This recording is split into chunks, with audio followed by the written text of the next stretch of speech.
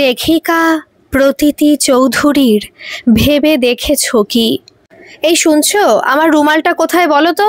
গাড়ির চাবিটা তো কাল টেবিলেই রেখেছিলাম। আরে যাচ্ছি, 2 মিনিট দাঁড়াও না।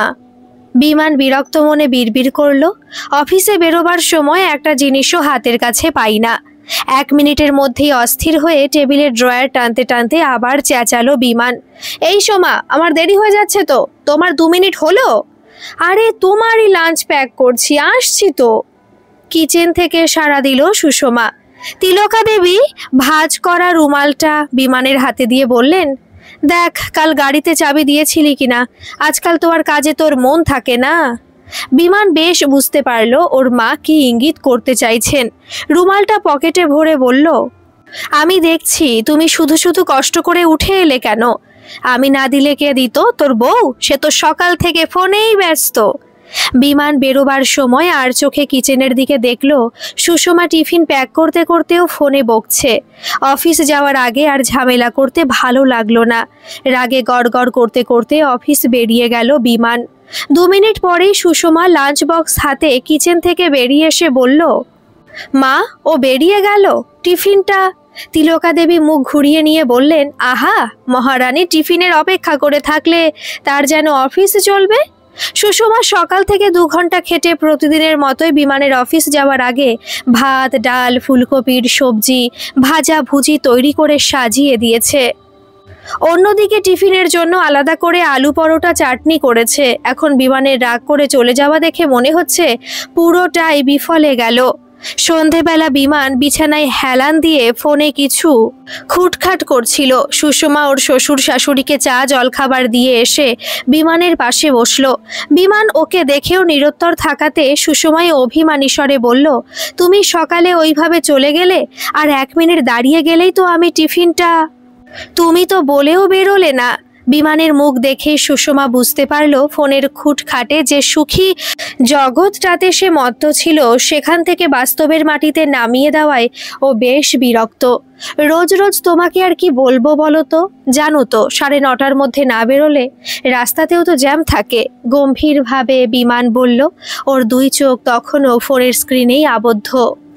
বিমানের কথার বিরোধ করেই সুষমা বলল, রোজ রোজ বলতে হয় না, আজই একটু উঠতে দেরি হয়ে গেছিল, কাল শরীরটা ভালো ছিল না।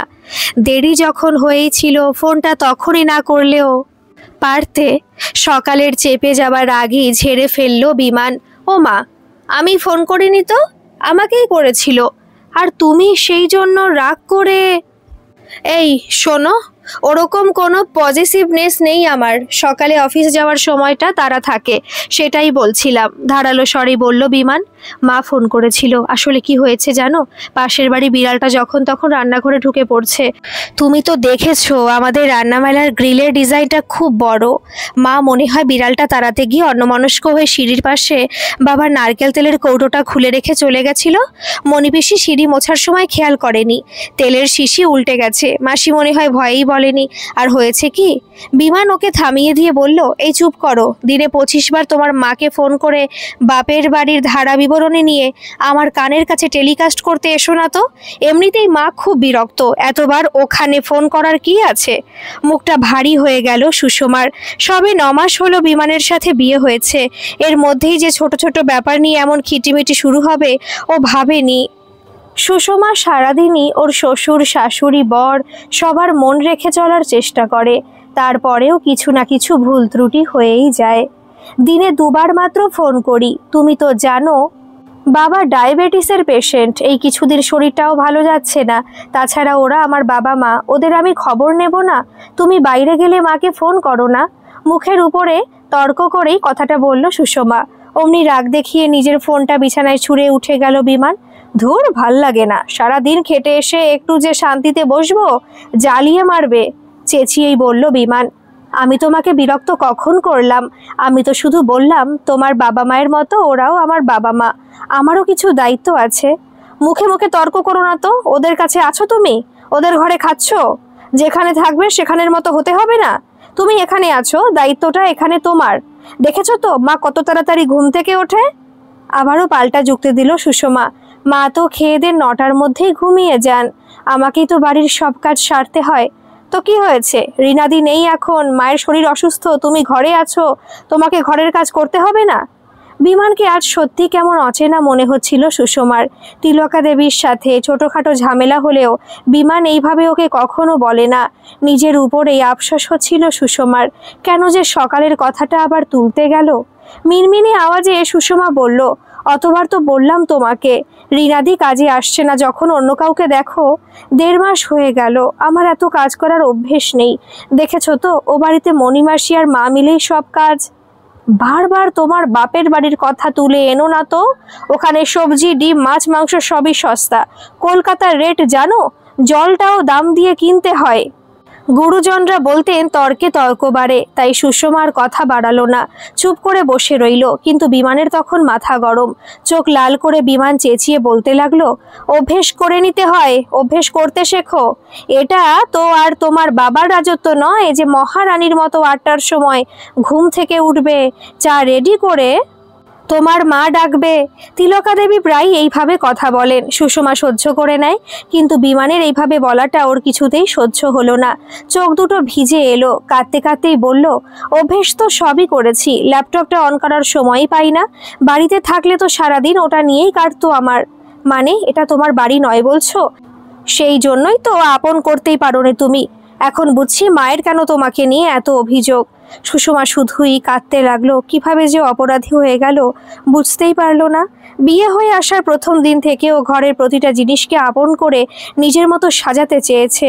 তিলকা দেবী সেটা করতে দেননি। এটার এখানে জায়গা, ওটা ওখানেই রাখবে বলে বলে যেন একটা অদৃশ্য দূরত্ব তৈরি করে দিয়েছেন বাড়ির সব আসবাবের সাথে। উনি যেন প্রতি পদক্ষেপে বুঝিয়ে দিতে চান এখানে আমারই অধিকার। আপন কি করে করবে সুষমা? হয়তো সেসবই বলতে যাচ্ছিল, তার আগে চেঁচামেচি শুনে পাশের ঘর থেকে তিলকা দেবী ছুটে এলেন। এসেই এক ঝলক ছেলে বউকে দেখে শুরু করে দিলেন, কেন বৌমা, খোকা সারাদিন কাজ সেরে এসে একটু বিশ্রাম নিচ্ছে, তখনও তোমার ঝামেলা না করলেই নয়? যাও না, যাও, সন্ধে থেকে দিব্যি তো মায়ের সাথে কথা বলো, মাকে গিয়ে জ্বালাতন করো। সুষমা চোখ দুটো মুছতে মুছতে বলল, আমি তো শুধু ওকে বলছিলাম সকালে আর একটা মিনিট অপেক্ষা করলে টিফিনটা।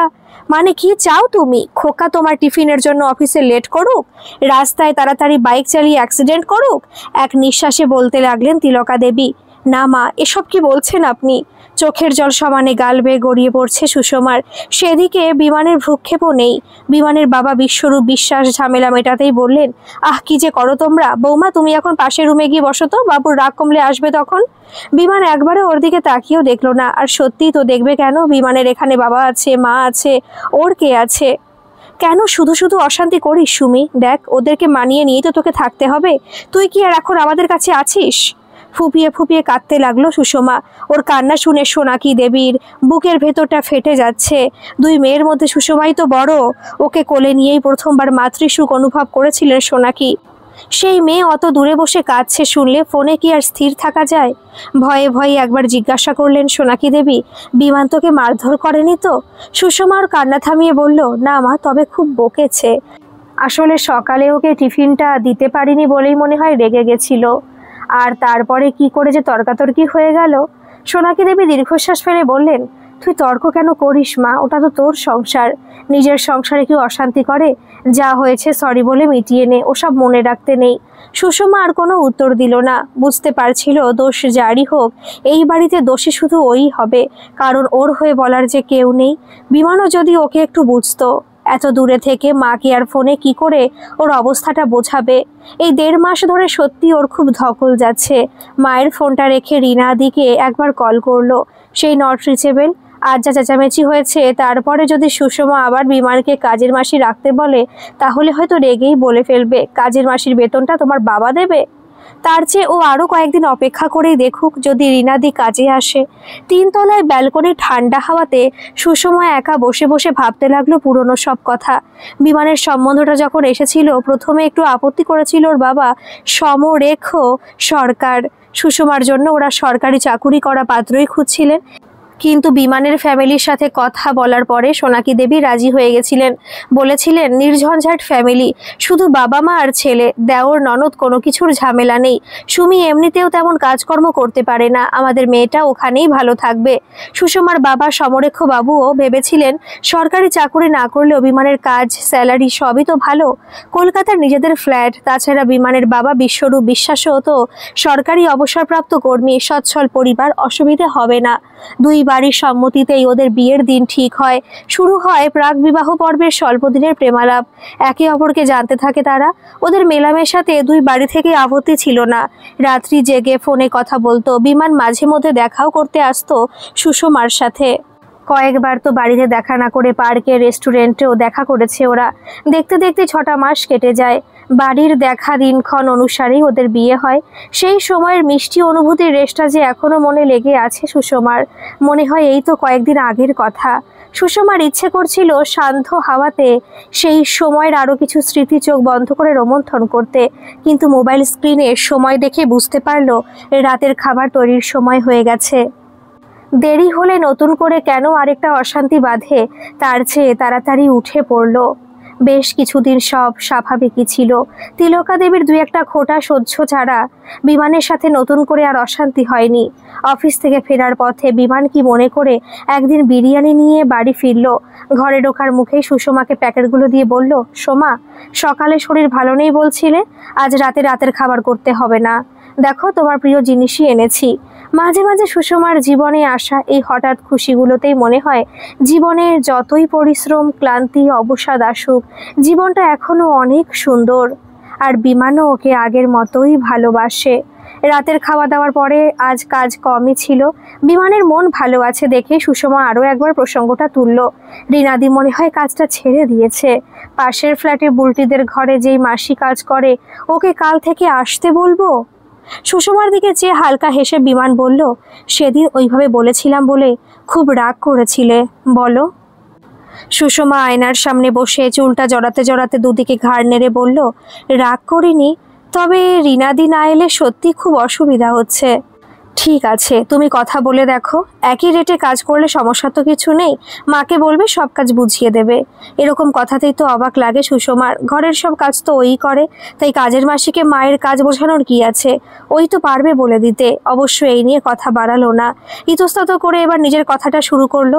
তুমি হয়তো সেদিন রাগের মুহূর্তেই বলেছিলে, কিন্তু আমিও ভাবলাম কথাটা তো ঠিক। মানে আমাদের ওখানে মাছ, মাংস, সবজি যা রেট, এখানে তো আকাশ ছোঁয়া।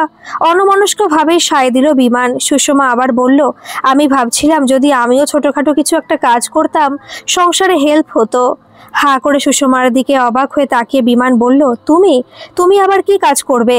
না মানে তেমন বড় কিছু নয়, এমনি পার্ট টাইম কাজের জন্য কয়েকটা জায়গাতে বায়ো সেন্ড করেছিলাম, একটা রিপ্লাই এসেছে, মানে অ্যাকাউন্টের হিসেব নিকেশের কাজ, ওই ঘন্টা 2-3-এর মতো। বিমানের মুখের দিকে চেয়ে ওর প্রতিক্রিয়া কি হয় সেটারই অপেক্ষাতে রইল সুষমা। গম্ভীরভাবে বিমান বলল, কেন, তোমার কি অসুবিধা হচ্ছে? যদি কিছু কিনতে মন যায় আমাকে বলবে, তোমাকে কাজ করতে হবে কেন?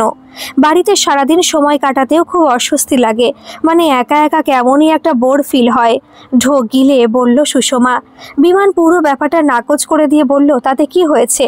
মাও তো এত বছর ফ্ল্যাটে একাই থেকেছে, বাবা কাজে যেত, আমি পড়াশোনা করতাম, কই মা তো কখনো বলেনি ঘরে বোর লাগছে। সব ব্যাপারে বিমানের ওর মাকে টেনে আনাটা প্রথম দিন থেকে বিরক্ত লাগে সুষমার, কিন্তু কিছু বলতে পারেনি। আজ হয়তো নিরুপায় হয়েই হালকা প্রতিবাদ করলো। বাবা মায়ের সময়টা আলাদা ছিল, তাছাড়া মা হয়তো বাইরের কাজ করতেও পারতেন না। কিন্তু আমি কি বলতে চাও কি জানো, মা সেই সময়ও কলেজে পড়েছিল, আর কিছুদিন পরে বিয়ে হলে গ্র্যাজুয়েশনের সার্টিফিকেট থাকতো। মা কি ইচ্ছে করলে কাজ পেতো না? কিন্তু সব বাড়িরই একটা কালচার আছে সোমা, সংসারটাও তো দেখতে হয়। তাছাড়া এইভাবে তুমি কাজে বেরোলে বাবা মায়ের ভালো লাগবে না। তোমার বাবা মায়ের ভালো লাগাটাই সব, আর আমার কি কোনো মতামত থাকতে পারে না? It's my life. কিভাবে যেন মুখ দিয়ে আজ কথাটা বেরিয়ে গেল সুষমার। ওর দিকে কিছুক্ষণ স্থিরভাবে তাকিয়ে থেকে বিমান বলল, তবে আর কি, যা মন চায় করো। চাকুরির অ্যাপ্লাই করার সময় যখন পারমিশন নাওনি, এখনই বা নিচ্ছ কেন? আমার বলার মানে সেটা ছিল না, আমি শুধু বলতে চাইছিলাম। বিমান ওর হাতটা তুলে ধরে বলল, থাক সোমা, অনেক হয়েছে। আমি ভেবেছিলাম এই বাড়িতে এসেছো যখন তোমার কাছে এই বাড়ির মানুষগুলোর মতামতের গুরুত্ব আছে, but I was wrong. It's your life না, কারো খারাপ লাগাতে কি এসে যায় তোমার? বৃদ্ধ মানুষ দুটো কষ্ট পেলো কি না পেলো তাতে তোমার কি? আফটার অল ওরা তো আমার বাবা মা, মুখে ডাকলেই তো আর বাবা মায়ের চোখে দেখা হয়ে যায় না। আর কিছু বলার সাহস হলো না সুষমার, স্থির হয়ে দাঁড়িয়ে রইল। বিমানী আরও শোনাতে লাগলো, নিজের বাবা মা হলে পারতে তাদের মতামতকে গুরুত্ব না দিয়ে ডিসিশন নিতে। হু কেয়ার্স, যা ইচ্ছে হয় করো, ওরা মরে গেলেও ঘুরে দেখার দরকার নেই। কোথা থেকে কি যে হয়ে গেল কিছুই বুঝে উঠতে পারলো না সুষমা। শেষে শুধু মিনমিনে স্বরে বলল, এত সব ভেবে আমি বলিনি, আসলে খুব ইচ্ছে ছিল বাবা মা বোনকে নিজের টাকায় কিছু জামা কাপড় কিনে সারপ্রাইজ দেব। সামনে নতুন বছর আসছে, সেজন্যই ভেবেছিলাম পার্ট টাইম একটা কাজ করলে হয়তো তোমারও সুবিধা হবে। এটুকুর জন্যে তো আমার কাছে চেয়ে নিলেই পারতে, এত নাটক করার কি প্রয়োজন ছিল? পুজোর সময় তোমার বাবা মা বোনের জন্য জামা কাপড় যা কিনতে চেয়েছিলে তা কি দেওয়া হয়নি? সুষমা কিছুতেই বোঝাতে পারল না নিজের সন্তানের উপার্জনের টাকায় কিছু উপহার নেওয়ার মধ্যে বাবা মায়ের যে গর্ব সেটা অন্য রকম। আর বিমানের দেওয়া জিনিস বাবা মাকে দিলে ওর নিজেও কি কখনো সে খুশিটা হতে পারবে? শেষবারের জন্য আরও একবার কনভিন্স করার চেষ্টা করলো বিমানকে। মাত্র তো কয়েক ঘন্টা, এমনিতেও ঘরে ফাঁকাই থাকি, আমি বাবা মায়ের সাথে কথা বলে মানে ওনারা রাজি হলে তবেই। বিমান বড় বড় চোখে বলল, কথা বোঝো না? আমি তো না বলছি, বাবা মায়ের জন্য যদি কিছু করতে চাও ওদের সাথে বসে গল্প করো, সময় কাটছে না যখন মায়ের পাশে বেশিক্ষণ থাকার চেষ্টা করো, ওদেরকে আপন করে নেওয়ার কথা ভাবো। সারাক্ষণ একা আলাদা রুমে বসে থাকলে বোর তো লাগবেই। আর আমি যেন কোনোভাবেই না শুনি তুমি ওনাদের এসব কাজের কথা বলে বিব্রত করেছো। বাধ্য হয়ে ঘাড় নাড়ল সুষমা। সুষমার বিয়ের আগে ওর বাবা মা বলেছিল, তোর শ্বশুর বাড়ি একদম সিঙ্গেল ফ্যামিলি, শুধু শ্বশুর শাশুড়ি আর বর, ইচ্ছে মতো স্বাধীনভাবে থাকতে পারবি, কিছুরই অভাব হবে না। সেই কথাটা ভেবেই হাসি পেল। সত্যি ও স্বাধীনতা পেয়েছে, সোনার খাঁচার স্বাধীনতা। তোমার বাপের বাড়িতে চড়ক সংক্রান্তির সময় কি গাজন হয় বলছিলে না? ছুটির দিন সকালে ব্রেকফাস্টের টেবিলে সুষমার বাপের বাড়ির কথা উঠতেই খুশিতে ওর মুখটা ঝলমলে হয়ে উঠল। সাথে সাথে বলল, হ্যাঁ মা, চড়কের মেলা বসে, অনেক দূর দূর থেকে লোক আসে। আমার বাপের বাড়ির ওখানে নয়, একটু পাশে গ্রামের দিকে। তিলকা দেবী মুখটা বিকৃত করে বললেন, ওই হলো, তোমার বাপের বাড়িও এমন কিছু টাউনশিপে নয়।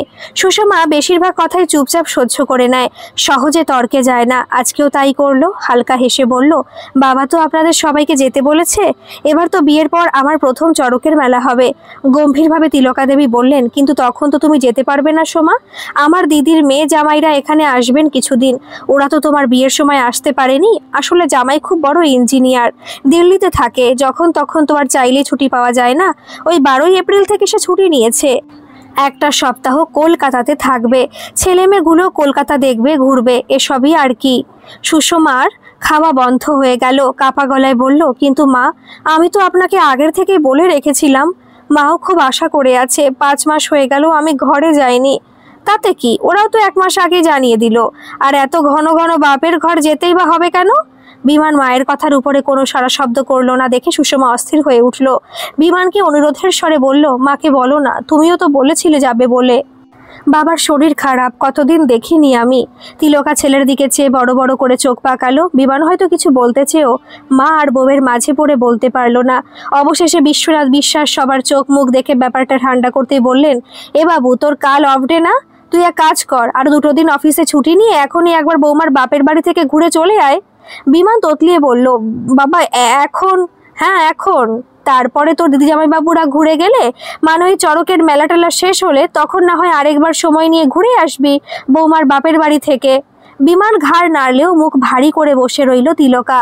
বিশ্বনাথ বাবু বললেন, এই তো কদিন মাত্র বিয়ে হয়েছে, বাবা মাকে দেখতে ইচ্ছে করবে না? তোমার করতো না? সত্যি করে বলো তো গিন্নি।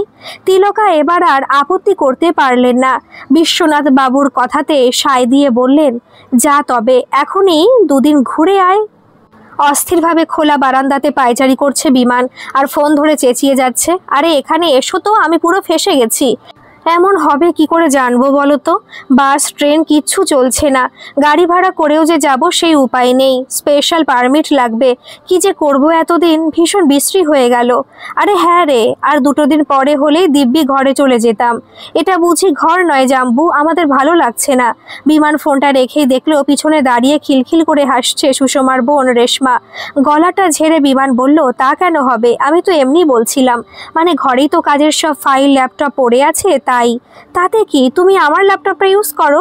প্রায় 7 দিন হয়ে গেল বিমান শ্বশুর বাড়িতে পড়ে আছে, কেমনই অদ্ভুত একটা লাগছে। মানে ওদের সব জিনিস এইভাবে ব্যবহার করতেও বেশ অস্বস্তি হচ্ছে।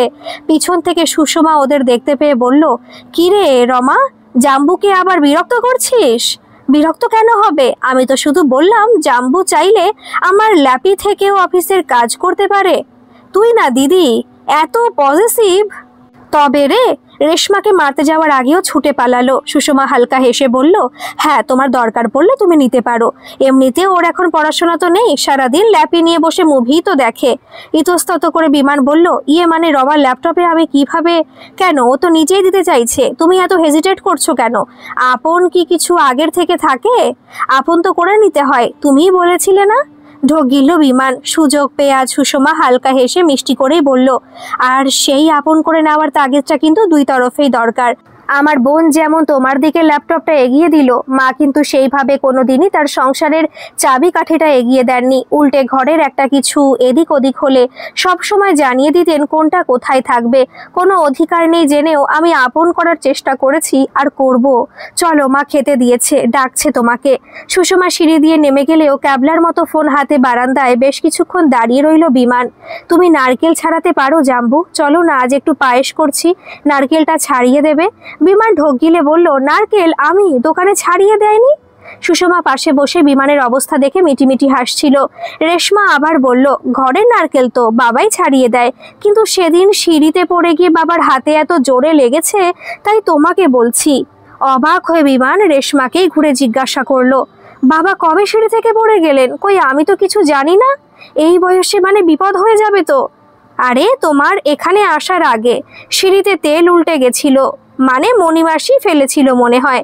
দিদি তোমাকে কিছু বলেনি? বাবা তো 2 দিন হসপিটালে ছিল। সুষমার দিকে বেশ অবাক চোখে রেশমা দেখলো।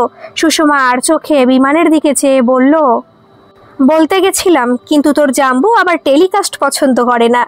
রেশমার মাথার উপর দিয়ে বেরিয়ে গেল ওদের কথা। বিরক্ত হয়ে বলল, এই জাম্বুকে নিয়ে বাগানে আয় তো, মা চেঁচাবে। আমি নারকেলগুলো বের করে এসেছি। রেশমা চলে যাওয়ার পর অপরাধীর মতো করে বিমান বলল, সরি সোমা, আসলে সেদিন মাথাটা ঠিক ছিল না, আর তুমি তো পুরোটা বলনি, তাই বুঝতে পারিনি ঘরে এত বড় বিপদ ঘটে গেছে। সুষমা দীর্ঘশ্বাস ফেলে বলল, সেটুকু শোনার সময় যদি তোমার না থাকে, চলো এখন নিচে। বিমান নিজের গলা পাল্টে বলল, এই তুমি তো জানো, মানে আমি নারকেল ছাড়াতে পারবো, হয় নাকি সব? সুষমা কাঁধ নাচিয়ে বলল, পারতে হবে মানে এই বাড়িতে, এই বাড়ির কাজে একটা দায়িত্ব তো আছে নাকি তোমার? দায়িত্ব মানে আমি ঘরের জামাই, এখানে দায়িত্ব কিসের আসছে? আরে এখন তো তুমি এখানে ঘরের ছেলে হয়ে আছো, খাওয়া ঘুমানো সবই এখানে, যখন দায়িত্ব তো নিতেই হবে। তুমি তো বলেছিলে যেখানে থাকবে সেখানের প্রতি দায়িত্বও থাকবে। মাথাটা পুরো ঘেটে গেল বিমানের। কপাল কুঁচকে গেলেও ছাড়া পেল না নিজের বলা কথার দায়িত্ব থেকে। রেশমার চক্করে পড়ে নারকেল ছাড়াবার দায়িত্ব সেদিনের মতো নিতেই হলো। ঘরের মধ্যে সারাদিন শুয়ে বসে কাটাতে মারাত্মক কষ্ট হচ্ছে বিমানের। তবুও ল্যাপটপটা পেয়ে অফিসের কিছু কাজ ঘর থেকে করতে পারছে, না হলে যে সারাটা দিন কিভাবে কাটতো।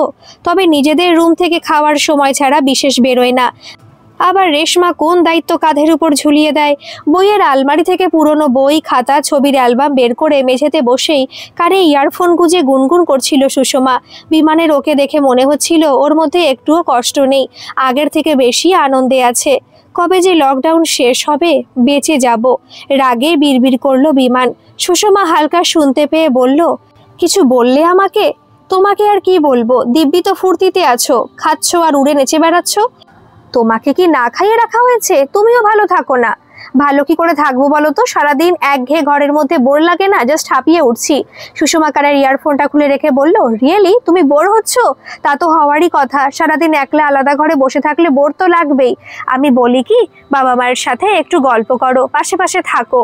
ভ্রু দুটো কুঁচকে বিমান জিজ্ঞাসার ভঙ্গিতে বলল, মানে কি গল্প করব আমি? ওনারা নিজেদের মতো আছেন, আমি মাঝে ঢুকে কি গল্প করবে সেটা তো তুমি জানো। মানে এই উপদেশটা কয়েকদিন আগে তুমিও আমাকে দিয়েছিলে না? মনে নেই? আমি যখন পার্ট টাইম জব করতে চেয়েছিলাম বলেছিলাম আমারও ঘরে একা লাগে, বোর হই। রাগে চোয়ালটা শক্ত হয়ে এলো বিমানের। সুষমা খুব শান্তভাবে বলল, ভেবো না, আমি শোধ নিচ্ছি, শুধু ভাবতে বলছি। আমারও এরকম অকওয়ার্ড লাগতো, ভাবতাম ওনারা দুজন নিজেদের মতো আছেন, আমি মাঝে ঢুকে কি এত গল্প করব। কিন্তু তুমি বুঝতে চাওনি, আজ আশা করি বুঝছো। বিমান বোবার মতো তাকিয়ে রইল সুষমার মুখের দিকে। সুষমা হেসে বলল, কিছু পরিস্থিতি নিজে না ফেস করলে বোঝা যায় না গো। আমি 9 মাস এইভাবে কাটিয়েছি, আর তুমি 9টা দিনের আগেই।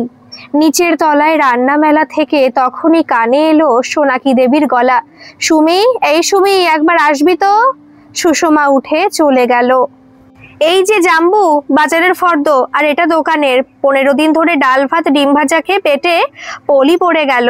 শোনো না, বড় সাইজের মাছ নেবে, আর মাঝারি চিংড়িটা পেলেও কিছু নিয়ে নেবে।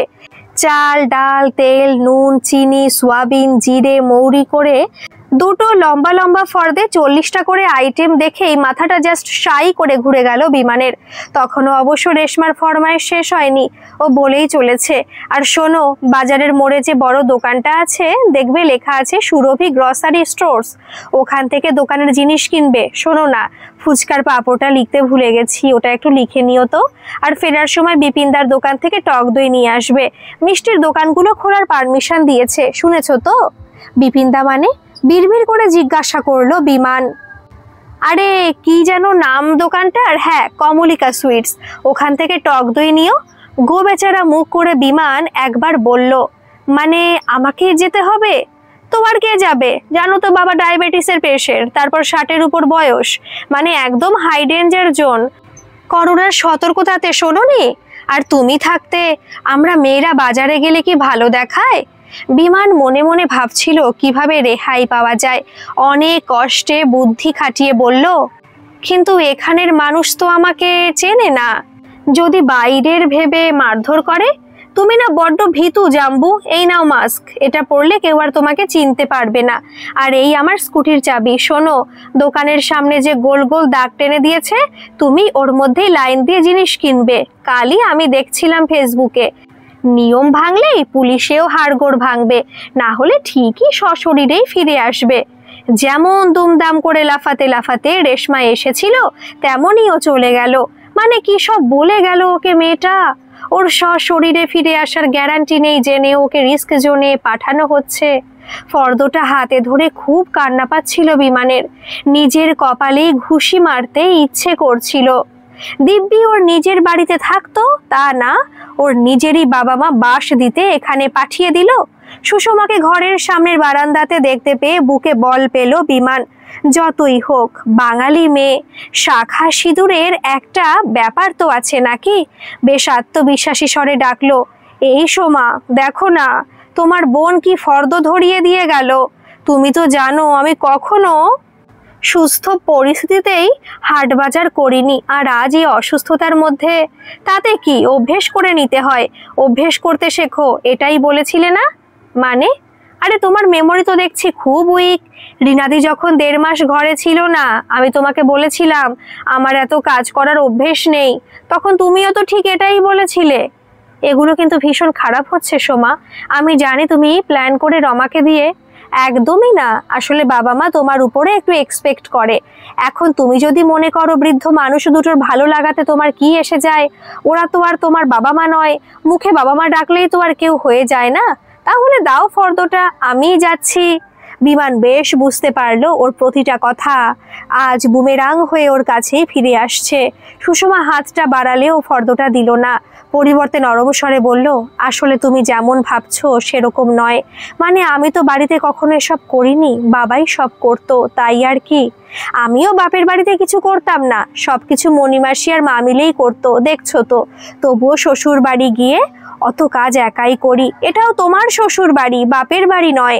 শব্দের চাবুকটা সজোরে এসে গালে পড়লেও একটুও রাখতে পারলো না সুষমার উপরে। থলেগুলো নিয়ে বিমান উঠেই যাচ্ছিল, তখনই সুষমা টাকাটা বাড়িয়ে দিয়ে বলল, এটা বাজারের টাকা, মা দিল। অবাক হয়ে বিমান ওর মুখের দিকে তাকিয়ে বলল, বাজারের টাকা? কিন্তু আমার তো টাকা আছে, মানে কেন দিল? সুষমা হেসে বলল, আমিও তো রোজগার করতে পারতাম বিমান, পার্ট টাইম একটা জব পেয়েছিলাম, কিন্তু তুমি বলেছিলে কিছু কেনার প্রয়োজন হলে যেন তোমার কাছে চেয়ে নি। সেই কেনর কোনো উত্তর ছিল? নিজের কথার মার প্যাচে নিজেই এমনভাবে বারবার জড়িয়ে যাচ্ছে বিমান, বুঝে উঠতে পারলো না কি বলবে। অনেক ভেবে যুক্তি দিল, তারা তো আমারও বাবা মা, তাদের ছেলে হিসেবে কি আমি একটা দিনের বাজার নিজের পয়সাতে করতে পারি না? আমি পেরেছিলাম বিমান, বাবা মায়ের সন্তান হিসেবে নিজের টাকায় একবার অন্তত নতুন বছরে তাদের জন্য জামা কাপড় কিনে দিতে। আর কোনো যুক্তি খাড়া করলো না বিমান, নিজের ভুল বুঝে ঘর থেকে নিশ্চুপভাবে বেরিয়ে গেল। বিকেলে বিমান বারান্দা থেকে দাঁড়িয়ে দেখছিল রান্না মেলায় বসে সুষমা, রেশমা, ওর মা বাবা দিব্যি গল্প করছে। আচার করবে বলে একসাথে মিলে আমও কাটছে। মাঝে মাঝে কাঁচা আম মুখে দিয়ে বলছে, কি টক রে। সুষমাদের অনেক বড় আম বাগান, কাল রাত্রের ঝড়ে অনেক আম একসাথে পড়ে গেছিল। ওরা অবশ্য সকালে আম কুড়োবে বলে আমবাগানের যাওয়ার জন্য বিমানকেও ডাকতে এসেছিল। বিমানি ঘুমের মধ্যে মানা করে দিয়েছিল, আর তখনই শুনতে পেয়েছিল কে যেন বলছে, মহারাজের ঘুম, 8টার আগে সে বিছানা থেকে উঠবে ভেবেছিস? যতক্ষণে বিমান উঠে তাকিয়েছিল ততক্ষণে সুষমার কুর্তিটা ছাড়া আর কিছু দেখতে পায়নি। তখন থেকেই রাগে গড়গড় করছিল বিমান, সেই জন্যই সারাদিন ভালো করে কথাও বলেনি সুষমার সাথে। কিন্তু এখন মনে হচ্ছে ওদের সাথে থাকলেই ভালো হতো, সুষমার জন্য এরকম পজেসিভ অনুভব করতে হতো না। শেষে কাউকে না পেয়ে তিলকা দেবীকেই ফোন করেই রাগ ঝাড়তে লাগলো বিমান, দেখো তোমাদের জন্য কেমন এখানে ফেসে গেছি, তুমি জানো কত বোর লাগছে আমার। তিলকা দেবী অত দূর থেকে অসহায়ভাবে ছেলেকে সান্ত্বনা দিলেন, কি করবি বলতো খোকা, এমন হবে বলে কি আমরাও জানতাম? তোর বাবাও যেতে বললো আর তুইও চলে গেলি। রাগে রাগেই বলল বিমান, জানো মা, আজ আমাকে বাজার যেতে হয়েছিল, আমি কখনো বাজার গেছি এর আগে?